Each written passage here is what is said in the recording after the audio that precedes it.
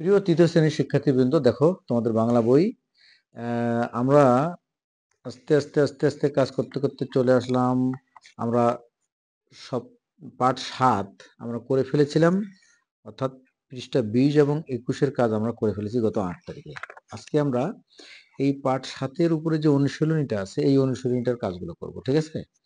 অনুশীলনীটাতে দেখো, প্রথম কাজটা হচ্ছে যুক্তবর্ণ ভেঙে লিখি ও একটি করে নতুন শব্দ বানাই, ঠিক আছে? খেয়াল করো, এখানে আছে জিজ্ঞাসা।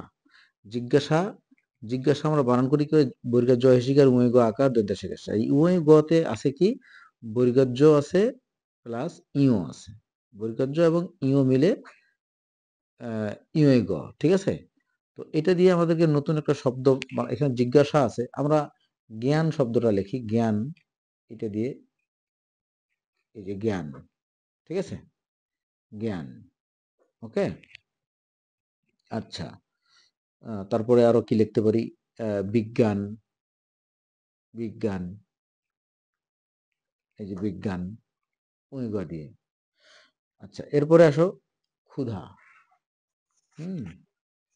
ক্ষুধা, ক্ষুধা শব্দটা দেখো, ক্ষুধা কি যুক্ত খ আছে, যুক্ত খ, যুক্ত খটাতে আছে ক এবং মূর্ধন্য ষ, ক যোগ মূর্ধন্য ষ মিলে কিন্তু যুক্ত খ হয়।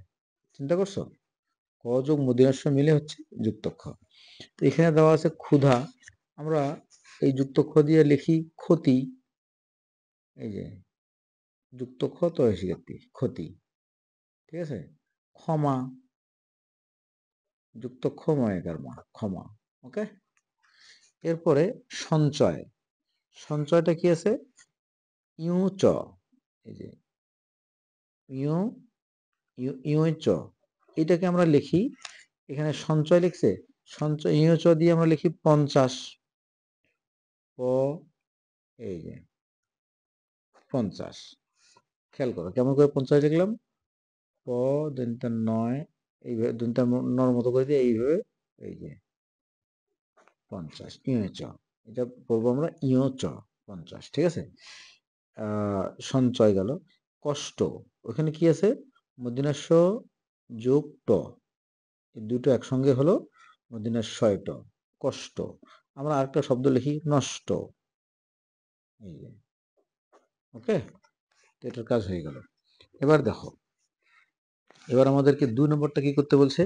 বাক্যগুলো এলোমেলো আছে, সাজিয়ে লিখি। একটু পরও দেখি। সূর্যের তাপ কমে গেল, খেলতেও পারে না, ঘাসফড়িং আর খাবার খুঁজে পায় না, চারপাশ কুয়াশায় ভরে গেল, দেখতে দেখতে শীতকাল এসে গেল।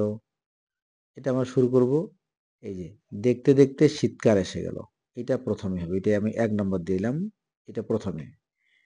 দেখতে দেখতে শীতকাল এসে গেল, এরপরে কি হবে জানো? সূর্যের তাপ কমে গেল, এটা হচ্ছে 2 নম্বর।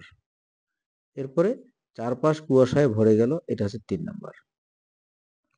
তারপরে কি হলো? ঘাস ফড়িং আর খাবার খুঁজে পায় না, এটা হচ্ছে 4 নম্বর।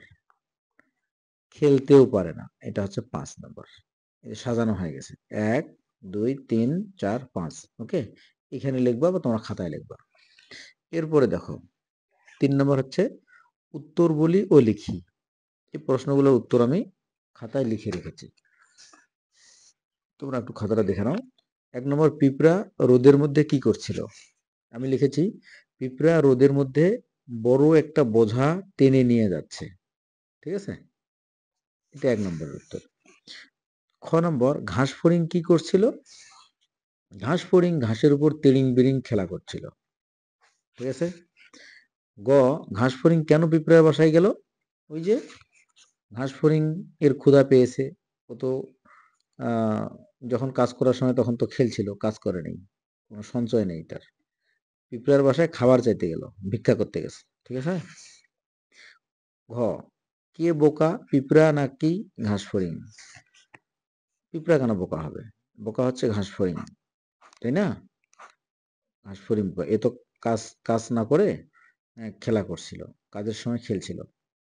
তো তোমরাও পড়ার সময় পড়বে, পড়ার সময় কোনো খেলা করা চলবে না, নইলে ভবিষ্যতে কি হবে?